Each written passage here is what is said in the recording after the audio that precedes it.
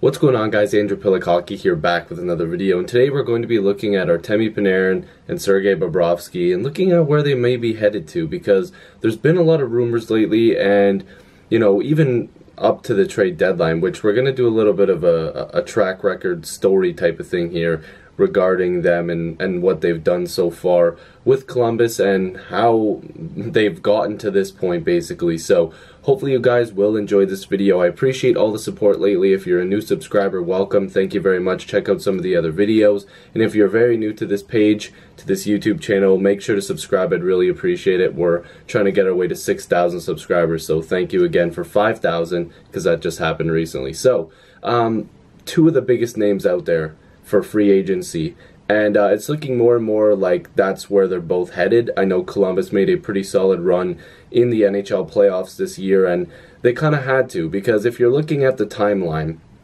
Panarin and Bobrovsky have kind of had a rough going with Jarmo Kekalainen, and they haven't really always seen eye to eye. There was some skipping out on meetings, little stuff like that, and now I believe Panarin and Bobrovsky share the same agent as well, so that could mean something as well. But not getting too far ahead, we seen the trade rumors. We heard about it, the possibility that one or both of them could have got traded before the deadline, but Columbus instead said, okay, listen, we have a really good feeling that these two are probably leaving at the end of the season, which is now, and we got to go all in for this team, because Seth Jones, you obviously have guys like Panarin and Bobrovsky there, and they had some decent depth. They still have Dubois, and then they obviously picked up Duchesne, Dzingel. Like, this is a pretty good team. They've got Savard on that back end as well. This was a team that they really figured that they could do some damage with if they were to just pick up some pieces. And like I mentioned, they did pick up some pieces, Dzingel, Duchesne, and they wanted to go for it, and they made a good run in the playoffs here. They obviously took out Tampa Bay right away in round 1 in 4 games, which nobody's seen coming. But I wanted to bring up some stuff, and I have it in front of me here. So we kind of have to do some searching here, because we all know what's going to happen, especially with Bobrovsky. I mean, the guy just sold his downtown Columbus condominium for $2.95 million. Or at least he put it up for sale. I don't know if it's been purchased, but you start doing stuff like that, he knows he's probably going to be moving out, unless he moves into a bigger place in Columbus if he gets that money, but it's not looking like that. Then you go over to a guy like Panarin. We've heard the rumors about just about everything so far. We've heard the New York Rangers, we've heard Florida, we've heard Chicago, maybe a reunion there. Regarding New York, I believe they have $17 million in cap space. Chicago would have to move some stuff around, but they probably could get it done. And Columbus, of course, does have a ton of space. Florida would have some moving pieces, but they also have a bit of space to work with as well, because it's also been rumored that there's a possibility that maybe Florida wants both Panarin and Bobrovsky, but I don't know if that's going to happen. Florida's in on a lot of pieces right now, and they're going to be going all in. I've posted a video about that. You guys can see it on the channel. But yeah, it's looking more and more like these guys are just out of Columbus. So there was something here from Aaron Portzline of The Athletic saying Bobrovsky is expected to leave Columbus in the offseason. Bobrovsky was the top name on the trade list at the deadline, which I mentioned, but the Jackets opted to keep him. The organization is already planning for the future by signing Elvis Merzlikins, however you pronounce it. I don't want to be rude, but I also have that pulled up here, that he signed a one-year deal, and they expect him at 25 years old to be battling for that #1 position. I believe Jonas Korpisalo also needs a contract, but they'll probably keep him around and have those two battle it out. Kincaid was also acquired by them, but I think he's also a free agent, so we'll have to see what happens there. But Merzlikins has good numbers. He played in the Swiss League. Yeah, last season, the 2018-19 season, he had a 2.44 goals against and a .921 save percentage, and he's been pretty much around those numbers since the 2013-2014 season. Kind of an up and down, but in between those numbers, like very, very good numbers in the Swiss League. But we'll have to see how that translates to the NHL.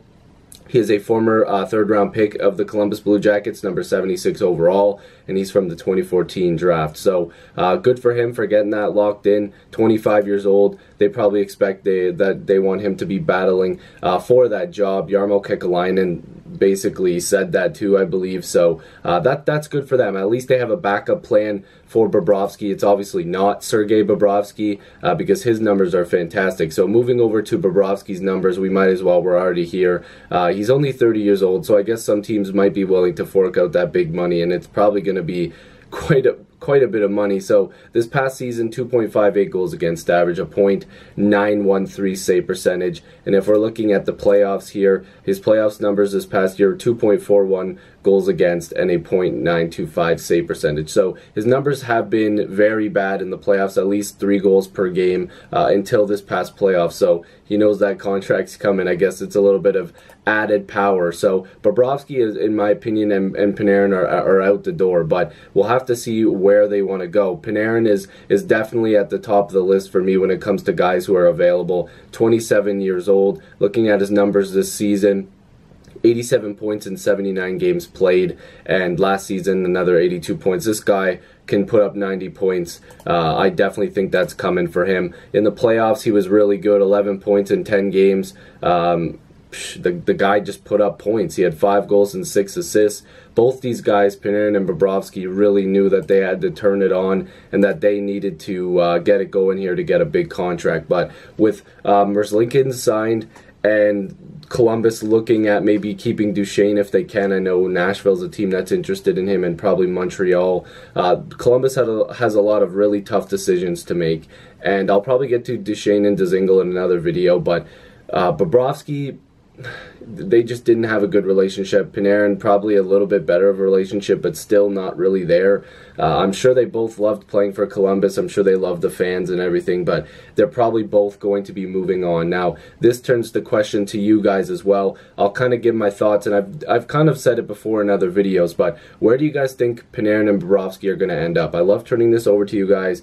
Where do you guys think they're going to go? Personally, I know that the Rangers, with that cap space, and Florida as well, they're both going to be really trying hard. What's that number going to be around? It's 9, maybe 9 million plus per year. I don't know. I would think that because he's an unrestricted free agent, that teams are going to overpay a little bit if they really believe in acquiring him, which he is an elite talent in the league. So they're going to be paying, and it's the same thing with Bobrovsky, but I think teams are going to be a little bit more hesitant, and I also think the list is going to be a little bit smaller.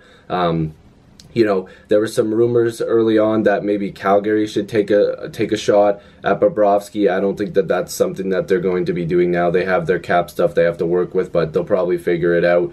They have a lot of moves to make there in Calgary too, but I think the list is shorter for Bobrovsky. I think that Florida is a team that's really going to go after him, especially if they lose out on Panarin, because I think that's probably their #1 target. Then they'll probably switch over to Bobrovsky, or like I said, maybe it's possible they end up with both. Somehow they make the space and they make it work, because you guys got to remember, you can look at the cap space and say, oh, well, they have enough to sign both, but you kind of have to have a team around them. And Florida does have a good team, but you kind of have to plan out for the future. Oh, this guy's contract's up. Oh, well, this guy's going to have to stay on this team. We're going to have to move this guy in, you know, to be able to have a third-line center. I don't know, but they're going to have to make sure that they make a smart decision. Any team going and spending all that big money, they better hope that they have the backup plans to be able to move guys around and stuff, because you don't want to put yourself in cap hell. Nobody wants to see that, but it does make for more interesting off-season stuff. So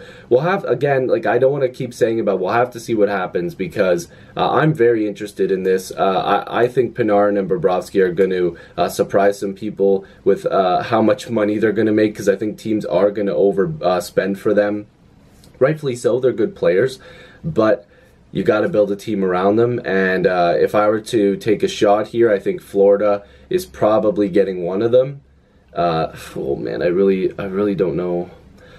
You got to think they've got a better shot at Panarin, but New York's right there with them, trying to. They're really gonna put in a bid. But again, Panarin might want to go back to Chicago if they've got the right offer on the table, which I don't know how it would work.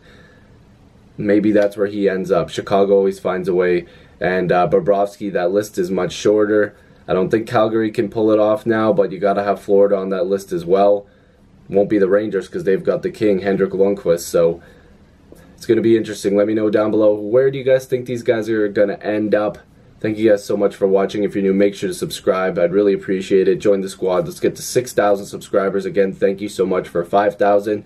Lots of videos being posted daily on this channel. I've got a podcast, At Least Forever podcast on here with Downtown Stephen Brown. A new episode will be up this week as well. Keep an eye out for the Audi and AP Sports podcast. That won't be posted here, but I'll let you guys know on my Twitter account. Make sure to follow all the links down below. Use my code APH in all caps on SeatGeek. You save $20 off your first purchase over there. I've said enough. Like, share the video if you want to. Subscribe if you'd like as well. And I'll see you guys in the next video or stream. Peace.